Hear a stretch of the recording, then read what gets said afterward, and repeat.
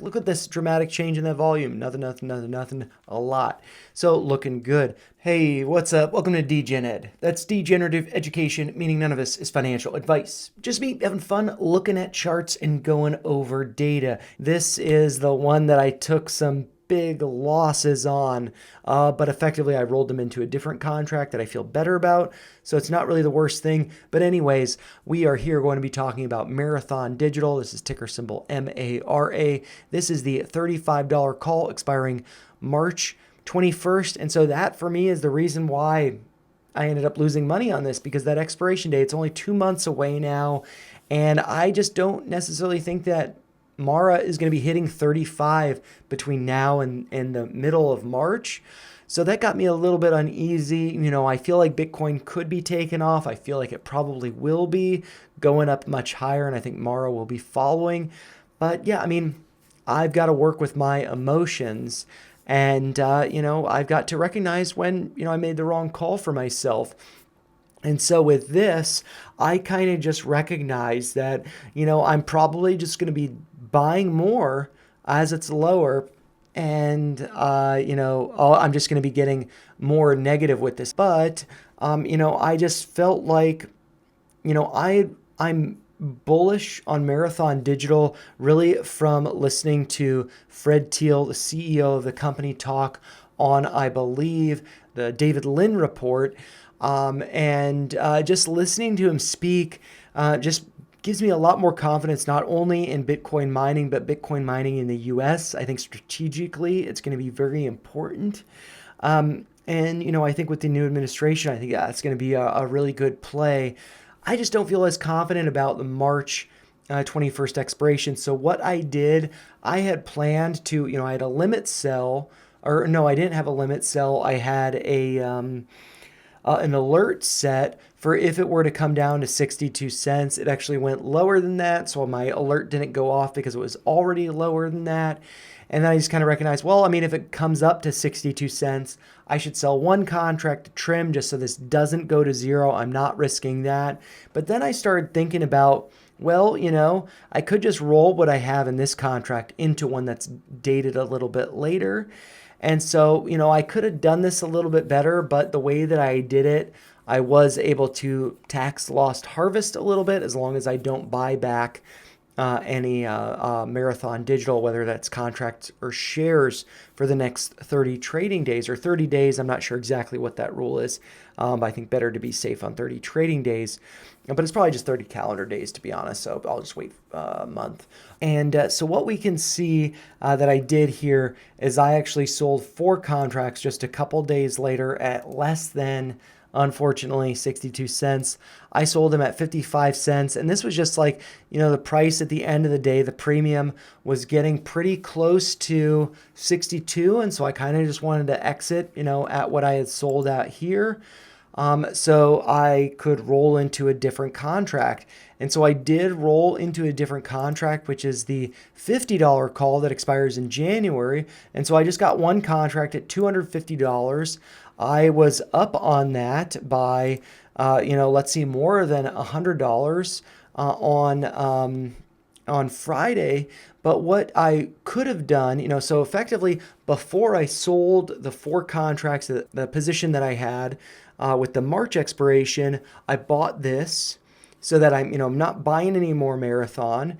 And then it's like, okay, well, since I bought this, I already put more money on the table with it. Maybe it tanks. I feel like Bitcoin's at resistance. It could break out, but maybe it doesn't. And of course, it did break out, but I had sold. That's how it always works. And so after buying this contract, I sold these before the end of the trading day because, maybe it goes down, maybe it breaks down on Friday. I was wrong. It went up higher. And so, I net lost about $500 with this. So that's not so great.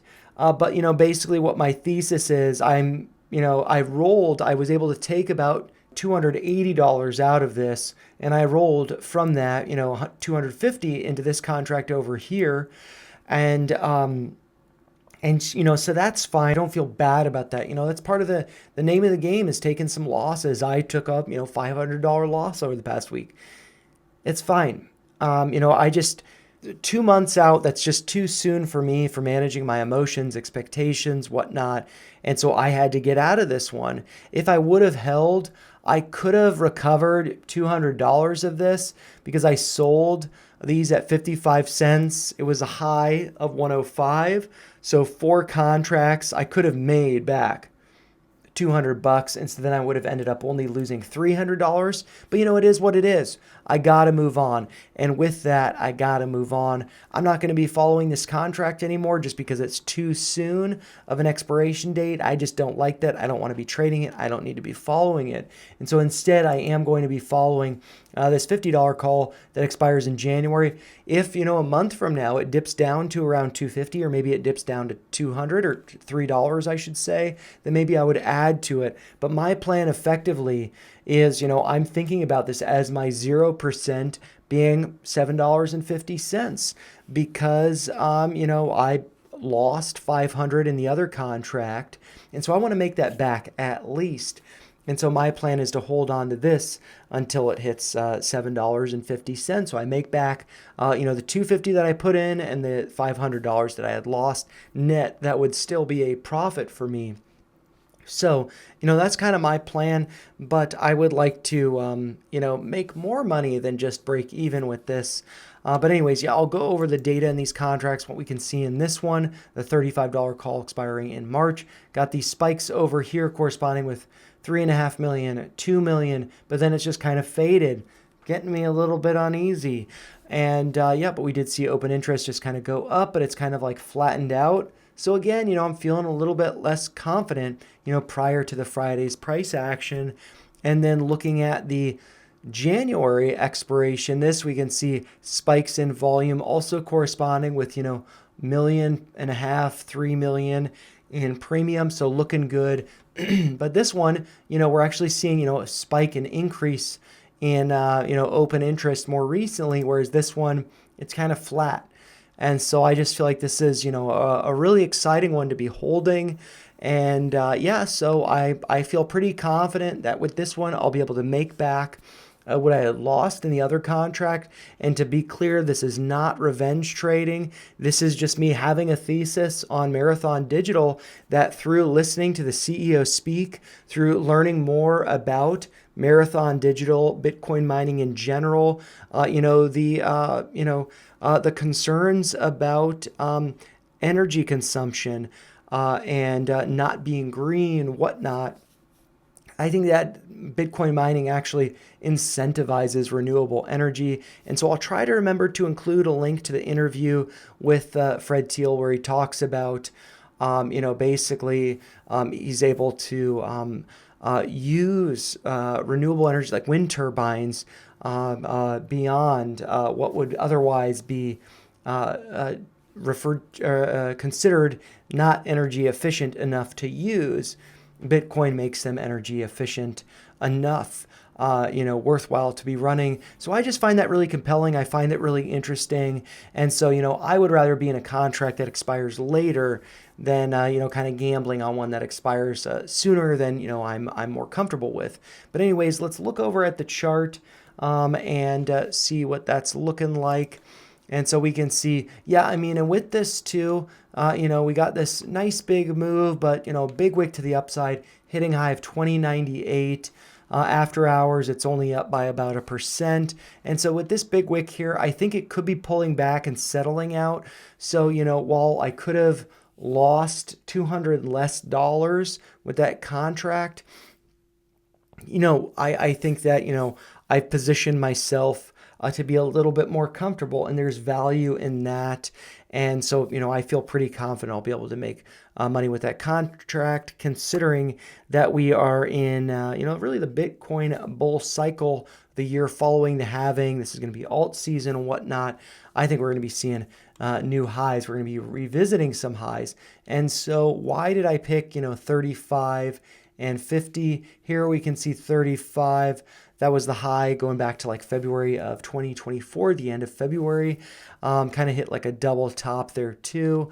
So, 35, it seems reasonable with that high of like 34.09. And then if we go back further in time, I really just wanted like a contract that was more pricey than, this $34 one. And so really, I think it's probably just like this consolidation that we have here. Leading up to this high of like 83, we do have, I'm just going to actually put a box around it so I pay attention to it. Got this, nice little box there, and the floor of that is around 48. So that is, some consolidation that, makes sense to me that could be acting as resistance moving forward. And, so that seems like a pretty reasonable target. Also, we got this peak over here. So, yeah, 50, I think that we could be heading there this year. And so I think that that contract at $2.50, I think that that could be getting into the money by January of next year. So, yeah, I feel pretty good about it. But, like I have this thick purple line here. I think that might be some resistance. So March, maybe that's a little too risky, or at least it's too risky for me. I feel uncomfortable with it. But anyways, enough rambling on about that stuff that I'm just excited about. Let's type in Mara over here so we can look at the 1-day data. This is actually looking pretty good. See price go up in yellow, kind of flatten off, pull back a little bit. But, with that, we see the net call premium going up in green there. And that looks like $10 million net call premium increase of $10.36 million over the course of the day, January 17th. So that's looking pretty good. Whereas net put premium went down by $1.44 million, being pretty close to flat, but going down a little bit. Excuse me. And so that suggests to me that, calls going up, that's bullish. Puts going down, that's bullish. So yeah, this looks good, but maybe we see a little bit of correction because of this purple line there, but maybe not. Maybe we break above it with Trump's inauguration and stuff on Monday. I think that's bullish for Bitcoin and Mara, and actually Fred Thiel, I believe he was at the crypto ball, that was hosted by the crypto czar. That is. Is it Zacks? Is it Jason? It's not Jason Zacks. David Sachs. David Sachs, the crypto czar. So anyways, yeah, I'm just going to go over to the 7-day here so we can see nothing to stand out here. Do have puts that drop down here. Looks like decreased by 5.6 million, so that's bullish.